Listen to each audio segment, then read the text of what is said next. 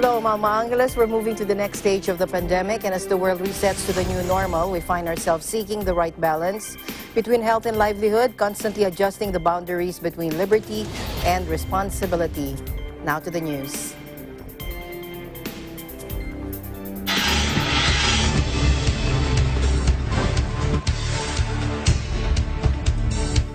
Philippine security forces were on alert Saturday for possible reprisal attacks after arresting a key leader of the Islamic State-linked militant group accused of kidnapping and beheading several foreigners. Take a look. Abdulihad Susukan, a member of the Abu Sayyaf, was detained in the southern city of Davao and then flown to the capital Manila on Friday, where he was being held at the National Police Headquarters. He has been charged with 23 murders, 5 kidnappings, and 6 attempted murders, according to a police statement. The Philippine military said Susukan was behind the April 2016 beheadings of Canadian tourist Robert Hall and John Ridsdale after Manila and Ottawa rejected the kidnappers' ransom demands. In 2017, Susukan's group also beheaded Jurgen Cantor, who was abducted from his yacht off the southern Philippines the previous year. This is according to military spokesman Brigadier General Edgardo Arevalo. The authorities said Susukan had gone to Davao, near where the Canadians were abducted, to get a prosthetic arm after losing one in a clash with security forces. On Thursday night, the Davao City Police arrested Susukan at the residence of Moro National Liberation Front, or MNLF chairman Nur Miswari at the Iñigue subdivision in Barangay Maa. DCPO Director Colonel Kirby Kraft said upon receiving an intelligence report that Susukan was in the city, they immediately secured his warrant of arrest from Sulu and Camp Crame. He also said police officers initiated the negotiation after finding out that Susukan was brought to the city to seek medical attention. Ms. Wari then facilitated the negotiation between the DCPO and Susukan, which led to his peaceful arrest and transfer of custody. Observance of the 75th anniversary of the end of World War II, Malacanang on Saturday expressed optimism that everyone would continue to live in peace. Citing the United Nations Charter of 1945, presidential spokesperson Harry Roque said it's important to practice tolerance and live together in peace with one another as good neighbors and to unite our strength to maintain international peace and security. Secretary Roque also said the occasion should also serve as an opportunity for Filipinos to pay homage to their forebears who valiantly fought for the Philippines. He also urged them to pause and reflect the words found in the UN Charter. Quoting the UN Charter, Roque said, "We, the peoples of the UN or United Nations, determined to save succeeding generations from the scourge of war, which twice in our lifetime has brought the untold sorrow to mankind, and to reaffirm faith in fundamental human rights, in the dignity and worth of the human person, in the equal rights of men and women, and of nations large and small." On August 15, 1945, Japan surrendered to the Allied forces in the Pacific, ending World War II, which is considered to have begun on September 1, 1939, following Germany's invasion of Poland. President Duterte on December 20, 2018, signed Republic Act 11164, which raises the monthly old age pension of Filipino war veterans who fought during the World War II, Korean War, and the Vietnam War from 5,000 to 20,000 pesos. Under RA 11164, the pension hike is only for living veterans. Meanwhile, family members and or dependents of Filipino veterans are not covered by the law. In Japan, Emperor Naruhito and Empress Masako attended a national ceremony to mark the anniversary of the 75th anniversary of Japan's surrender in World War II. Take a look.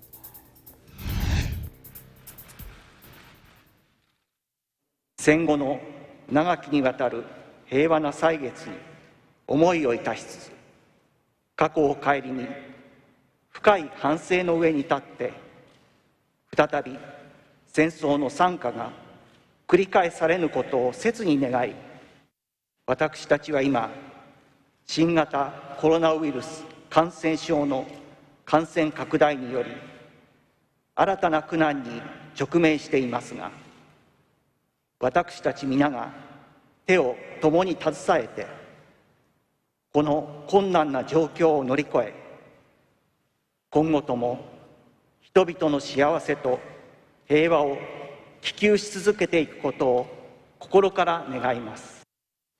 我が国は積極的平和主義の旗の下、国際社会と手を携えながら、世界が直面しているさまざまな課題の解決に、これまで以上に役割を果たす決意です。現下の新型コロナウイルス感染症を乗り越え、今を生きる世代、明日を生きる世代のために、この国の未来を切り開いてまいります。Meanwhile, 4 Japanese cabinet ministers paid their respects on Saturday at a war shrine seen by neighboring countries as a symbol of Tokyo's past militarism. In the first such visit since 2016, Nationalist Prime Minister Shinzo Abe sent a ritual cash offering to the Yasukuni Shrine in central Tokyo to mark Saturday's 75th anniversary of Japan's surrender in World War II, but was not expected to visit in person, according to local media. Yasukuni honors 2.5 million war dead, mostly Japanese, who perished in the country's wars since the late 19th century. But it also enshrines senior military and political figures convicted of war crimes by an international tribunal after the war. Prime Minister Abe last visited the shrine in December 2013 to mark his first year in power, sparking fury in Beijing and Seoul and earning a rare diplomatic rebuke from close ally, the United States. Now, this year's visits come with tensions still high between Japan and South Korea, one of the countries that suffered most from Japan's wartime military atrocities. The two countries have issued reciprocal trade sanctions and threats as they battle over issues including wartime forced labor and sex slavery. In other news, the Philippine Navy's first missile frigate, BRP Jose Rizal, has safely arrived on Saturday at the joint base Pearl Harbor of Hickam, Hawaii, for the Rim of the Pacific or RIMPAC exercise set from August 17 to the 31st. The Philippine Navy contingent was welcomed by the officials from the Philippine Consulate General in Honolulu, Hawaii, led by Consul General Joselito Jimeno. In line with the coronavirus disease protocols, the Philippine Navy contingent was not allowed to get off the ship. Instead, the task force commander and skipper of BRP Jose Rizal, Navy Captain Jerry Garrido, talked with the Consul General via telephone after the ship was safely moored. Garrido thanked the Consul General for the warm welcome given to them. He added that he considers the incoming RIMPAC 2020 maneuvers as an opportunity to provide the Philippine Navy with the latest training and techniques in modern naval warfare. Lieutenant Commander Maria Cristina Rojas said the FF-150 will be moored for 3 days to the port for logistical purposes, with the personnel not leaving the ship. And this is to observe health and biosafety protocols in ensuring the welfare of around 120 sailors and aviators due to the COVID-19 pandemic.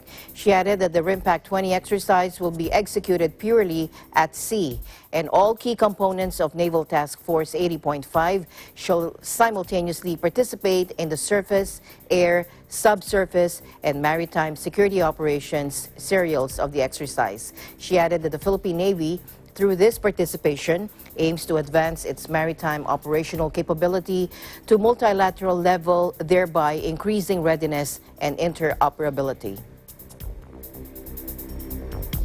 Meanwhile, India's Prime Minister Narendra Modi issued a new warning to China over deadly border tensions, using the most important speech of the year to promise to build a stronger military. Take a look.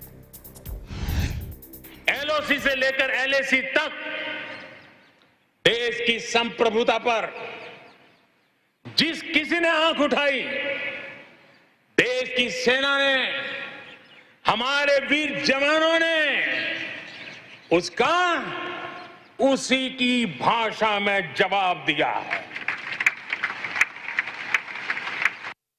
With talks on easing a military buildup in their Himalayan border region at a stalemate, Prime Minister Modi told an Independence Day ceremony that India's sovereignty was supreme and that relations with neighbors depended on security and trust.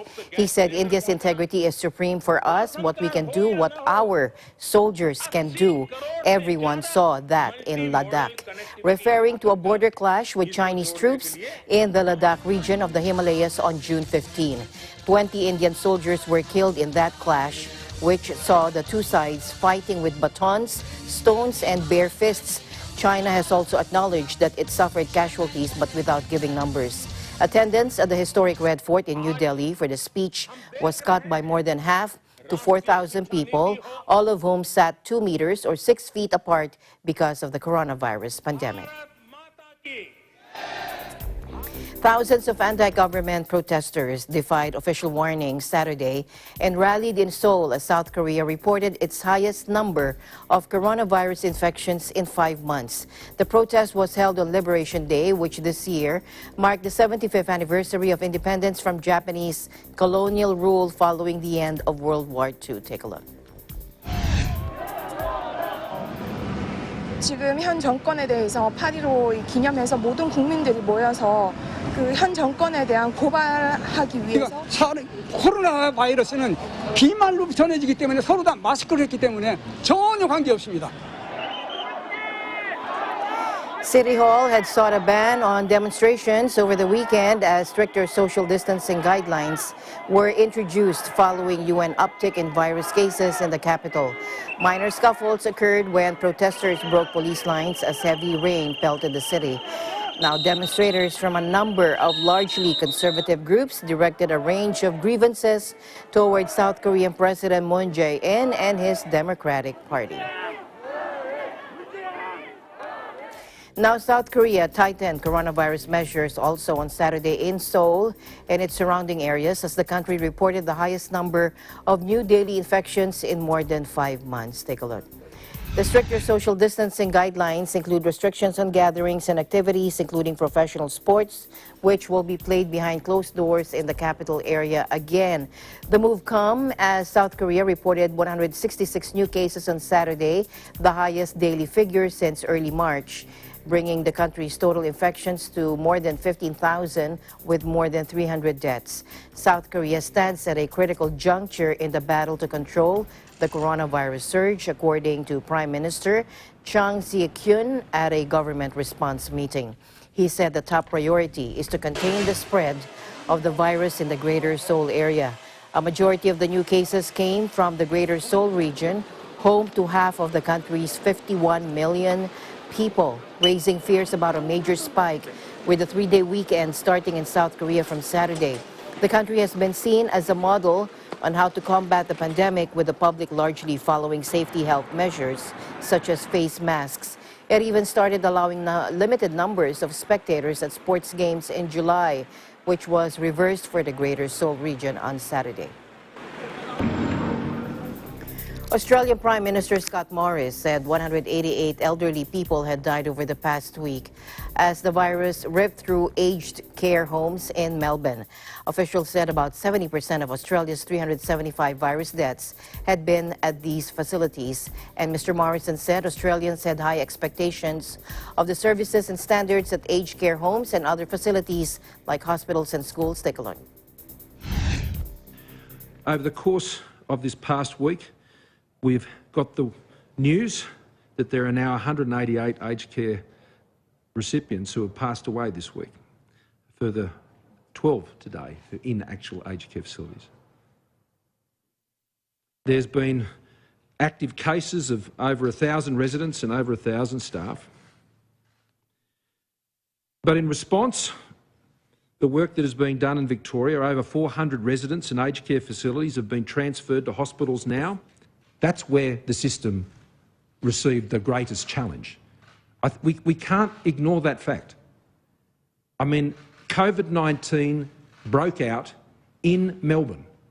It's got into meatpacking plants. It's got into pharmacies. It's got into distribution centres. It's got into hospitals.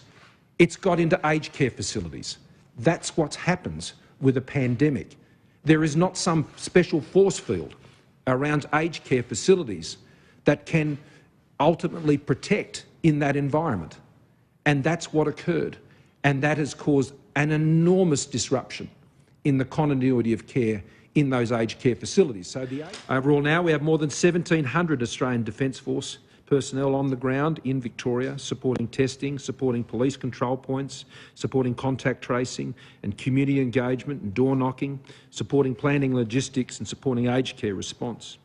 And a team from the Aged Care Quality and Safety Commission is on the ground making daily visits and delivering unannounced on-the-spot checks on appropriate PPE usage and infection control procedures. There'll be more. This will continue. New things will be added. There'll be additional activities, no doubt. So I'm going to be straight with you. That's where we're at. We're moving heaven and earth as a country at the moment to ensure that we can deal with this. Meanwhile, Australia's virus-hit Victoria State reported a major drop in new coronavirus cases last Thursday, but officials warned against complacency amid a worrying spread of the disease in regional areas outside Melbourne. Just 278 new cases and 8 deaths were detected in Victoria on Thursday, a low not seen in weeks, while a smaller outbreak in neighbouring New South Wales produced 12 additional cases and 1 death. The surge in Melbourne, the capital of Victoria and Australia's second biggest city, had pushed daily infection rates over 700 in recent weeks. Dozens have died during a second wave that struck after Australia appeared to have the epidemic in check. There are now signs that strict measures, including an overnight curfew and shutdown of non-essential businesses, are bringing the outbreak under control. In Belarus, thousands marched to the capital of Minsk, angered over a disputed election and the brutal police crackdown that followed. Police have freed about 2,000 people and arrested over the weekend that were arrested over the weekend due to demonstrations. But reports of widespread torture of those in custody are driving fresh outrage.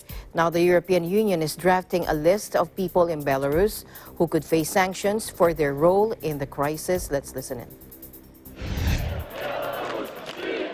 Мы против насилия, мы за мир, и мы за честные, прозрачные выборы, за новую власть.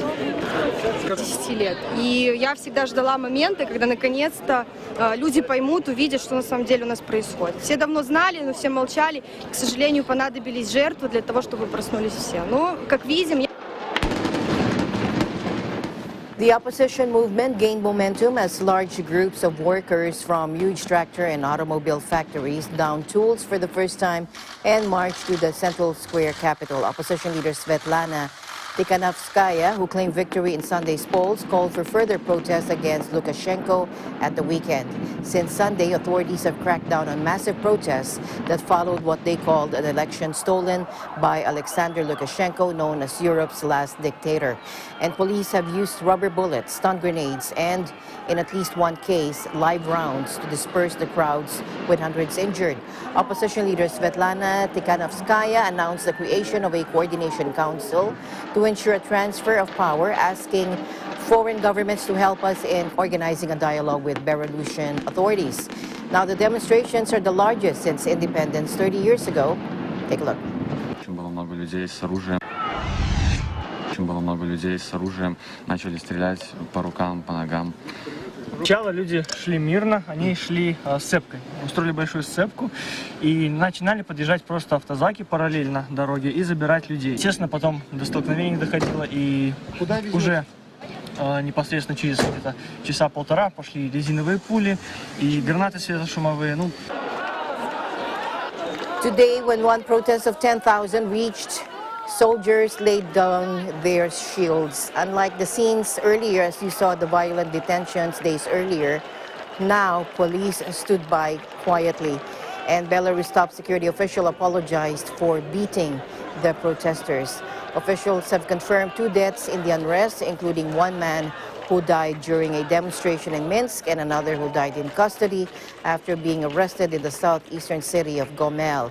Opposition supporters were expected to gather on Saturday for the funeral of the man who died in Minsk and for a march for freedom in the capital on Sunday. And opposition leader Svetlana Tikhanovskaya, who claimed victory in Sunday's polls, called for further protests against strongman Alexander Lukashenko. At the weekend, she and her supporters dispute Lukashenko's claim to have won Sunday's election with 80% of the vote. Take a look. Белорусы никогда больше не захотят жить с прежней властью. В его победу большинство не верит. Я прошу всех мэров городов 15 и 16 августа выступить организаторами мирных массовых собраний в каждом городе. In Hawaii, state and local officials described their recent primary election as a huge success with record turnout while still dealing with the COVID-19 pandemic. Here's a recap of the event courtesy of our EBC Hawaii Bureau. Take a look.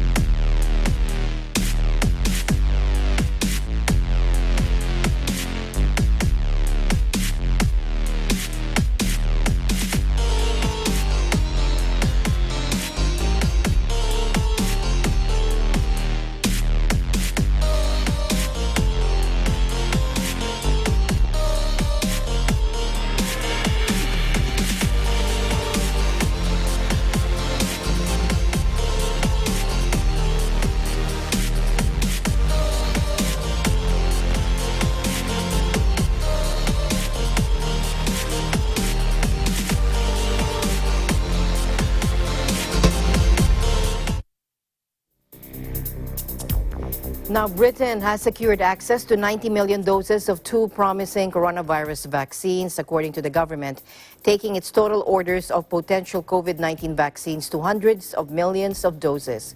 The country has struck agreements to buy 60 million doses from U.S. biotech firm Novavax and another 30 million doses from Janssen Pharmaceuticals, which is part of U.S. giant Johnson & Johnson. The orders follow previous deals reached with 4 other companies, including BioNTech, Pfizer, and Valneva.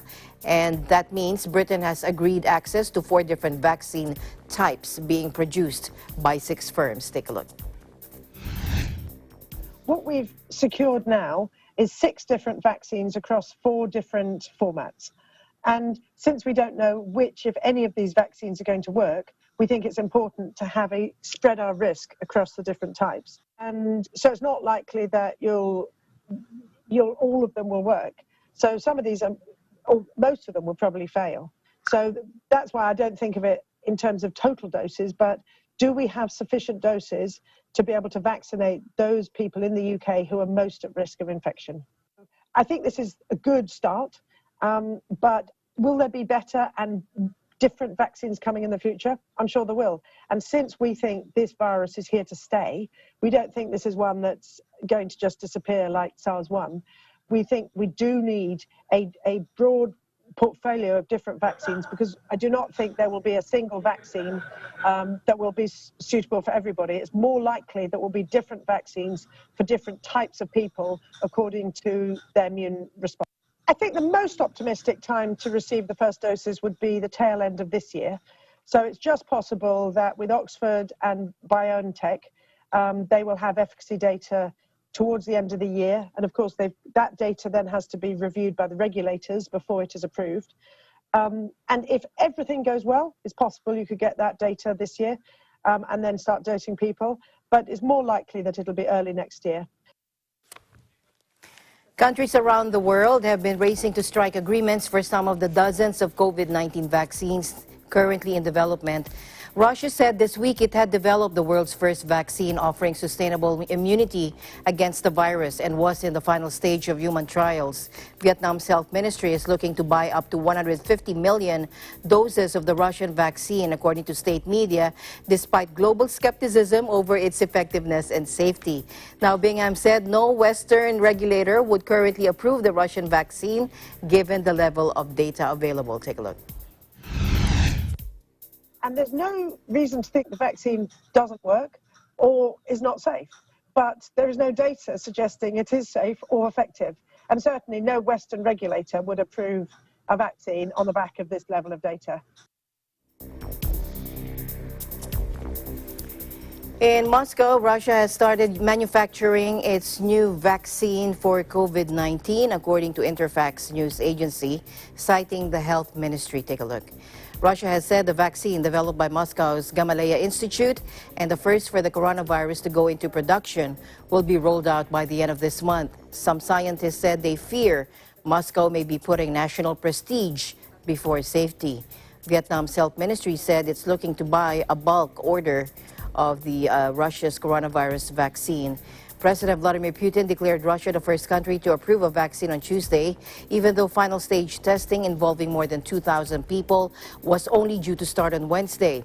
The WHO says 28 of more than 150 potential vaccines are currently being actively tested on humans, among which 6 have reached phase 3, the final stage when candidate drugs are tested on large groups of people. Russia's vaccine, developed by the Gamaleya Research Institute and the Defense Ministry, is among the 28 in clinical evaluation, but is listed by the WHO as only being in phase 1. But the Defense Ministry reported on Monday that jointly with the Gamaleya National Research Center for Epidemiology and Microbiology, it had successfully completed clinical trials of the coronavirus vaccine on volunteers on the basis of the Bordenko main military hospital. U.S. President Donald Trump on Friday visited his younger brother Robert at a hospital in New York where he is being treated for an undisclosed illness. President Trump, who was stopping in New York on the way to his golf club in nearby Bedminster, New Jersey for the weekend, told reporters only that he's having a hard time. Take a look. I just want to pay my respects to a really good guy that I love. It's my brother. He's very ill. And he would not have, he just said, don't even think about it. So I really appreciate what he said. He's having a very tough time. The U.S. leader, who was wearing a face mask upon arriving at New York Presbyterian Hospital, entered through the back door and stayed about 45 minutes, according to an AFP reporter covering the trip. U.S. media reports say the president's brother is seriously ill, although there were no details. While far less famous than his older brother, Robert Trump has long been an integral part of the family real estate empire and is fiercely loyal to the president. Robert Trump unsuccessfully went to court to try and get an injunction preventing publication of a book by his niece, Mary Trump, called Too Much and Never Enough: How My Family Created the World's Most Dangerous Man. The book, which paints Donald Trump as the product of a toxic family, was a disgrace, Robert Trump said. Although a temporary restraining order was applied, a judge lifted this in July, allowing publication. My brother is very ill. And Eagle News will be right back.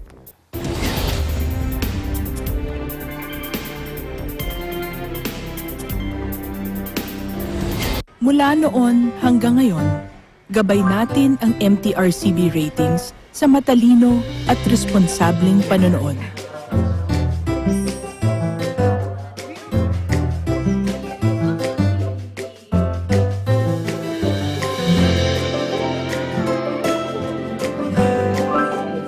Sa tamang pagsunod sa MTRCB ratings, ginagawa nating ligtas at makabuluhan ang panonood ng bawat miyembro ng pamilyang Pilipino. Lumipas man ang panahon, hanggang may pamilyang Pilipino, andyan ang MTRCB.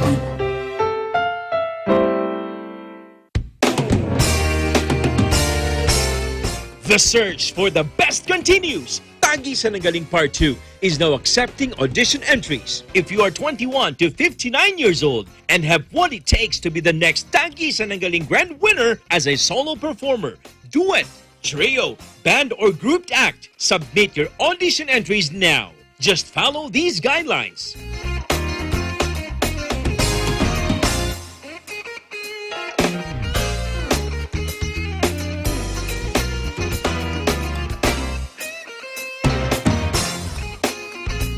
To submit audition entries for the singing category, contact Nikki at 0977-651-9504. This is your chance to be Tagi sa Nanggaling's grand winner and win 2 million pesos.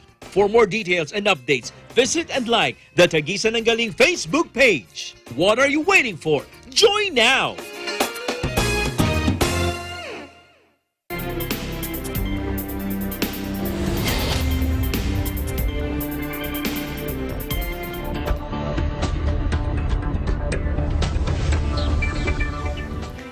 Britain's economy shrank by a fifth in the second quarter, higher than any European neighbor as the coronavirus pandemic slammed businesses and plunged the country into a record recession.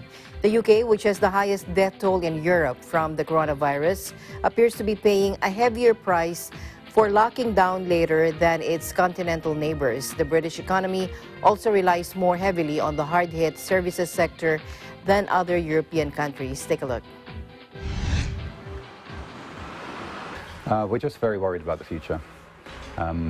We're worried about a second wave of the coronavirus hitting us, especially with Christmas coming. We are not sure whether to commit to stock for Christmas or not, because we don't want to be stuck. But at the same time, if it turns out to be busy, we don't want to miss out on sales.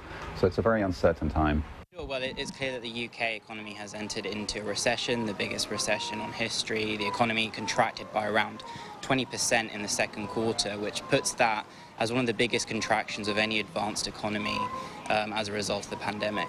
Well, the UK economy is particularly reliant on the consumer sector, hospitality and leisure relative to other advanced economies. And also the lockdown that the UK faced was also far more intense and for a longer period of time than other economies in Europe and certainly in the US. And I think this contributes to the fact that growth and GDP fell the most over the period of the main part of the pandemic.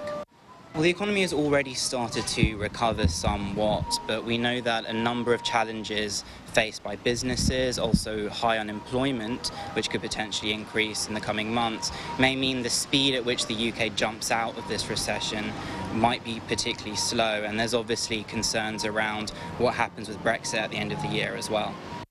Business confidence at the moment is near an all-time low. A lot of our members are not expecting to be making major hiring decisions this year or also making any investments. It seems that a lot of business is on hold for the time being until there is further clarity on the path of the pandemic and also the economy. The Office for National Statistics, or ONS, said Britain's dire second quarter was driven by a 20% drop in output in April, the biggest monthly fall on record, reflecting widespread declines in output across the services, production, and construction industries. Finance Minister Rishi Sunak said the data confirm that hard times are here. The Office for National Statistics said the collapse in output was driven by the closure of shops, hotels, restaurants, schools, and car repair shops. And the services sector, which powers 4/5 of the economy, suffered the biggest quarterly decline on record. A landing zone is emerging in Brexit trade talks, according to Irish Prime Minister Michael Martin, after meeting British Prime Minister Boris Johnson for the first time since taking office. Rowena Bianca Arino has this report. A landing zone is emerging in Brexit trade talks. Irish Prime Minister Michael Martin says after meeting British Prime Minister Boris Johnson for the first time since taking office. The stalled Brexit talks are set to continue until October, but fears are growing that almost half a century of economic integration with Europe and increasingly frictionless travel will end abruptly on December 31. Let's hear from the Irish Prime Minister. I think where there's a will, there's a way.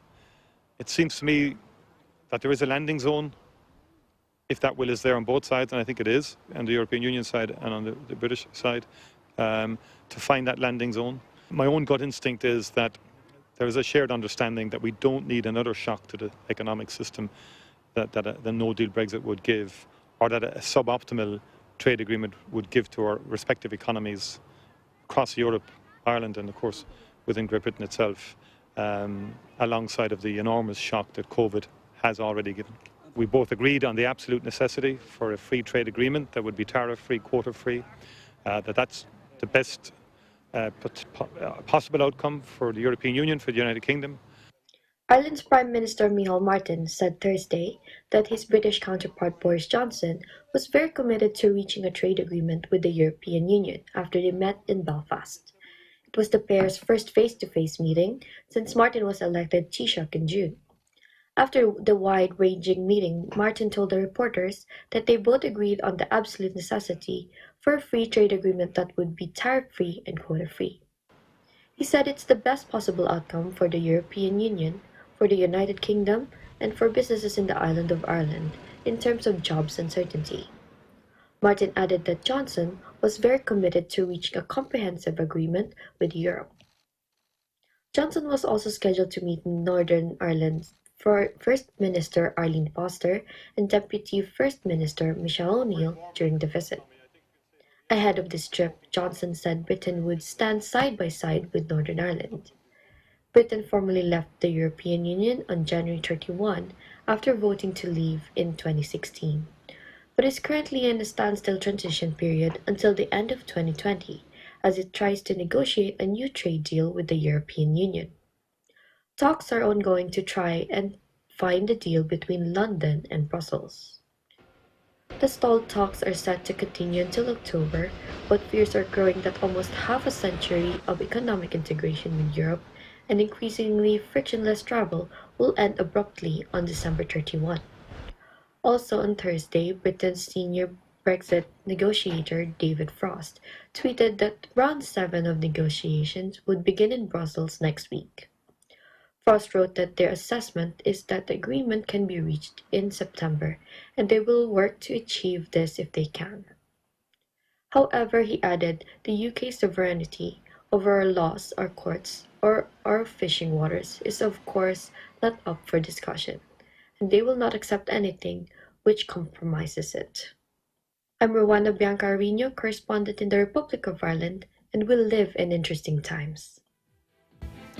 New York's museums, art galleries, and other cultural institutions will be allowed to reopen starting August 24, according to State Governor Andrew Cuomo, after a 5-month shutdown due to the coronavirus. However, there will be mandatory face masks, time ticketing with staggered entry, and just 25% occupancy, he tweeted. The reopening doesn't include performing arts venues, which will remain shut until the end of the year. New York's famed Metropolitan Museum of Art, which normally welcomes 7 million visitors a year, said it would reopen on August 29. The Metropolitan Opera is scheduled to resume on December 31st, while Broadway theaters will remain closed until at least January. New York State was initially hard hit by the coronavirus and has recorded 25,232 deaths and 424,167 infections so far, according to Cuomo in an update last Friday. He highlighted the state's progress against the pandemic, with under 1% of coronavirus tests proving positive over the past 7 days.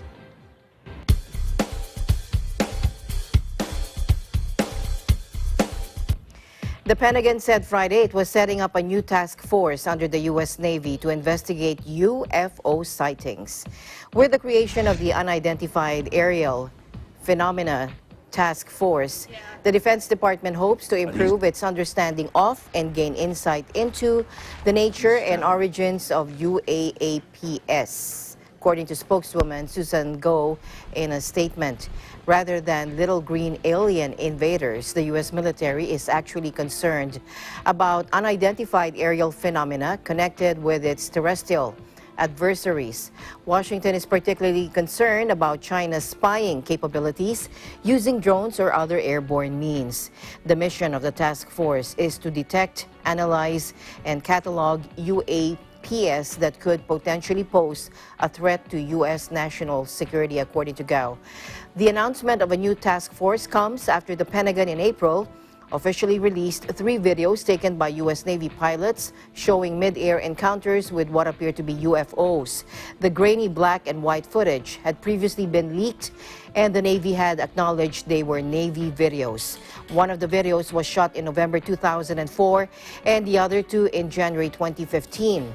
In one, the weapon sensor operator appears to lose lock on a rapidly moving oblong object, which seconds later suddenly accelerates away to the left and out of view.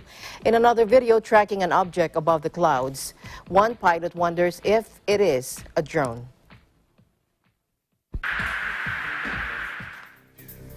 Eagle News will be right back.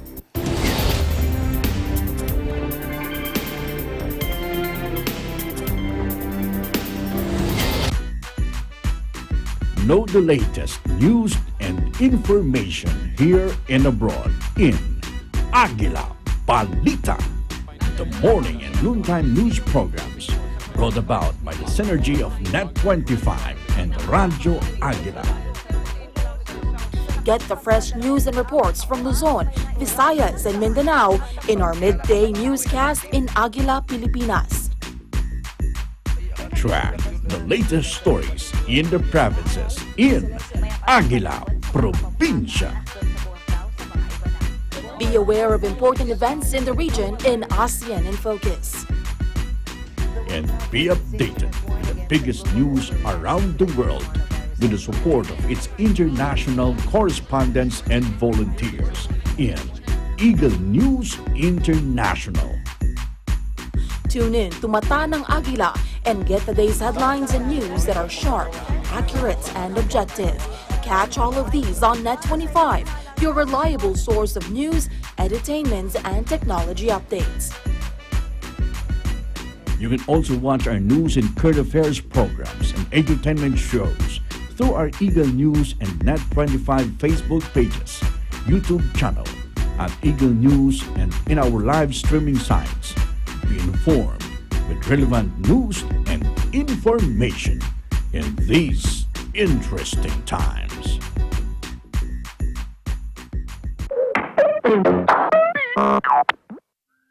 Turuan din natin ang mga bata ng tamang paghugas ng mga kamay. Basain ang kamay ng tubig at lagyan ng sabon. Kuskusin ang iyong mga palad. Gayon din ang pagitan ng mga daliri. Pati na ang likod ng mga palad at daliri. Ganon din ang iyong hinlalaki, kasama ang mga dulo ng iyong mga daliri. Pagkatapos ay iyong kalapulsuhan. Gawin ito ng kahit 20 segundo. Pagkatapos ay banlawan ng tubig at patuyuin.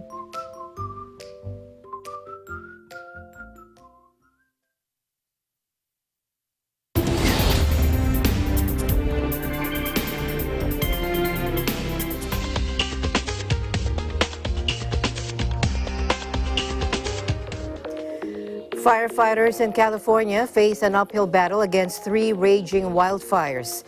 A statewide heat wave, bone-dry conditions, and gusty winds made for a difficult task.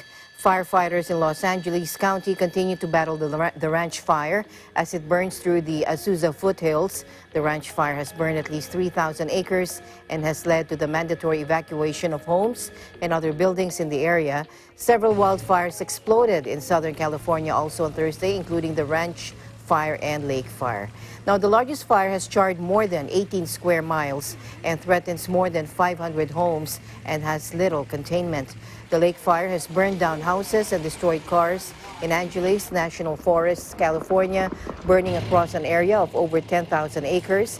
And firefighters say the fast-moving brush fire north of LA is now slowing after light rain.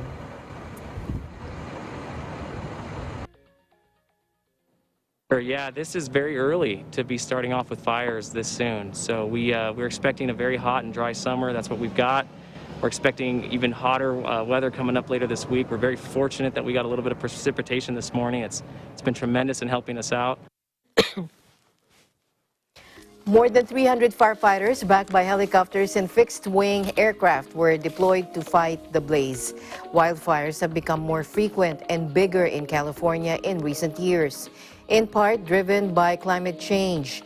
The deadliest fire in the state's history was the Camp Fire.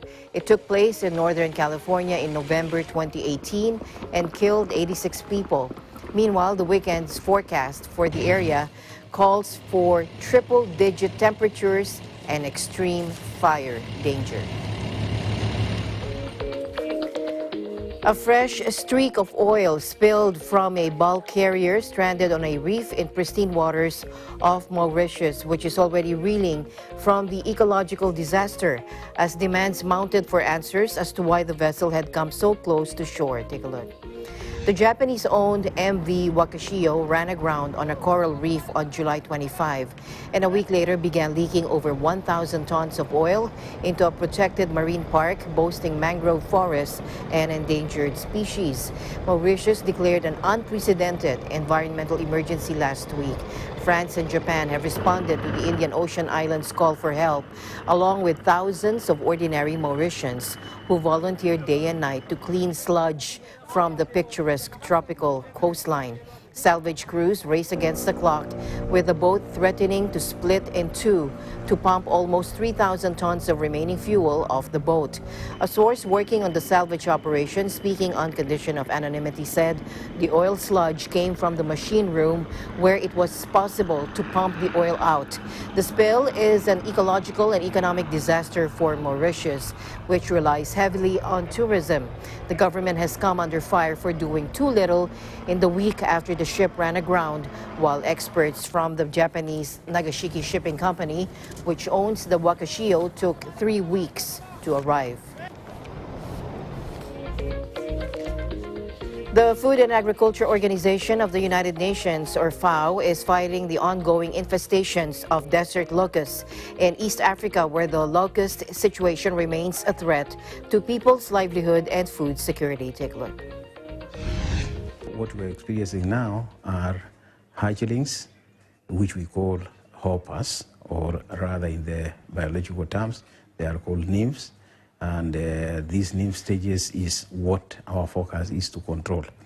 With the infestation levels of what we really have even now of the hoppers, going up to 200 sites already identified as hoppers, very massive indeed. And therefore, we expect a lot of destruction on the browse and vegetation. We wanted to control them as fast as possible before they reach Insta 5 and young adults, who will start again maybe copulating and laying more eggs. So we need to control it very fast. In another week time, they go to another Insta. So the more you delay, the more they mature and the more disaster that will come. So you have to deal with them very fast. The challenges are that the desert locusts come in huge numbers. And if you delay the operations of controlling or containing them, either at a hopper stage, at a swarm stage, they can fly into another area and they fly back. We continue to monitor, because locusts can go into places that cannot be easily reached and then emerge from there. So we will continue to strengthen our surveillance capacity, our control efforts, and our livelihood recovery efforts. So it's a process.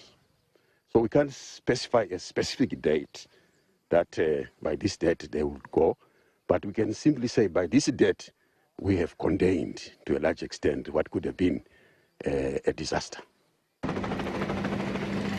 From June to December, many more people in the region could be severely food insecure due to desert locusts alone.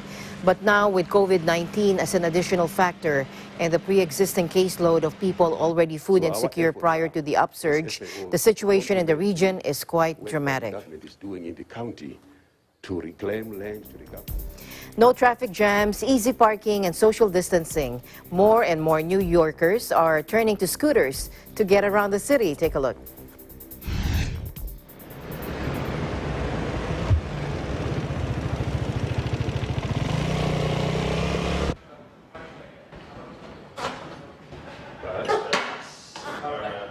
About end of April is when I really noticed something's going on here. A lot of people were coming in and purchasing. A lot of people were coming in and doing service as well. And there was a big boom from the end of April up to now, even on a daily basis. You have to find a little spot anywhere. I actually decided a few months ago during all this craziness to start riding the scooter. It's a lot easier to get around, and it's a lot more convenient for me.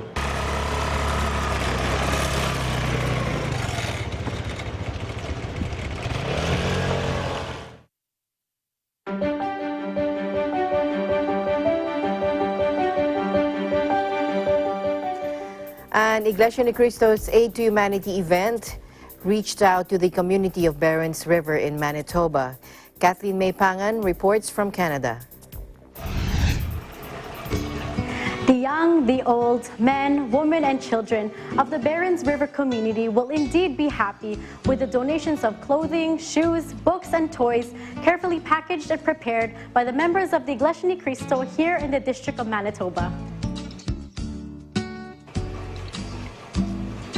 They are moved by compassion and love to donate these items upon knowing the pitiful condition of the people living in that community through Malaya Marcelino, one of the MLAs here in Winnipeg, Manitoba. I would just like to help thank the Church of Christ for coming to our building. Many of us are disabled and old and can't get out, and they brought the food bags for us. And we appreciate it so much. Thank you. And I think it's your 100th-year anniversary. On behalf of all the tenants, thank you so much. Hello everybody. I am standing here at the House of Worship at the local of Weston, and I'm standing here in front of all the wonderful care packages that INC Brethren have prepared. I'd like to thank the Executive Minister, Brother Eduardo V. Manalo, for his guidance and leadership for the Brethren here in Manitoba, and also our District Minister, Brother Sidney Santos, and to thank you, Brethren, for all the efforts that you've been making to help your fellow community members, especially the ones that are less fortunate. I'd like to wish you a wonderful 106th anniversary here, all around the world, for all the Brethren all around the world, and here in Manitoba especially. Congratulations on your 106th. Thank you. Good morning. My name is Gerald Neufeld, and it's my pleasure to be here today.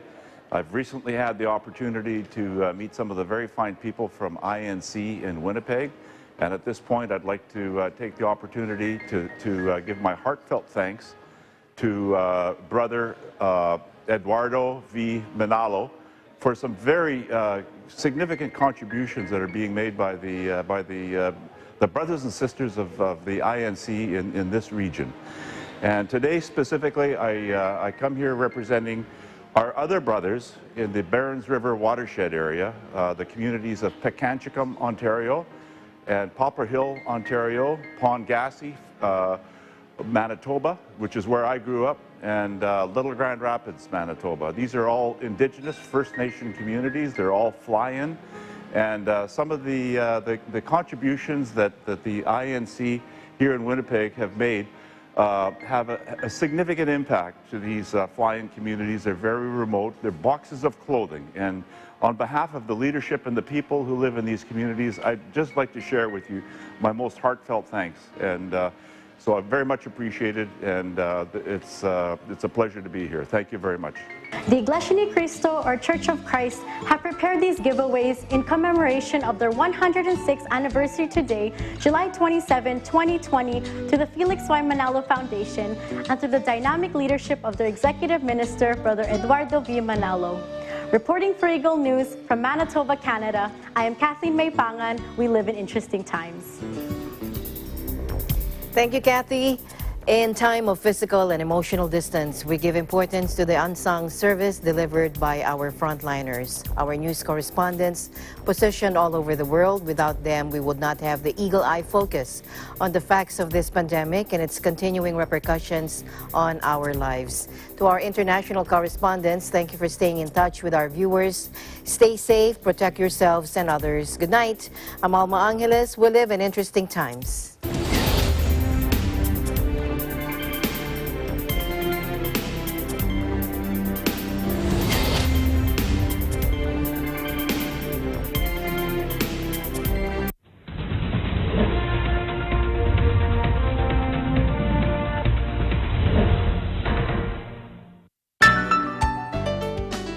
This is Net 25, a commercial UHF television station owned and operated by the Eagle Broadcasting Corporation. Transmitting on a 50 kilowatt output with NTC permit number BSD-0184-2020 REN, authorizing this station to operate until July 12, 2023. Net 25 studios and transmitter are located at number 25 Central Avenue, New Era, Quezon City. Net 25 is headed by the following personnel duly licensed by the Professional Regulations Commission and the National Telecommunications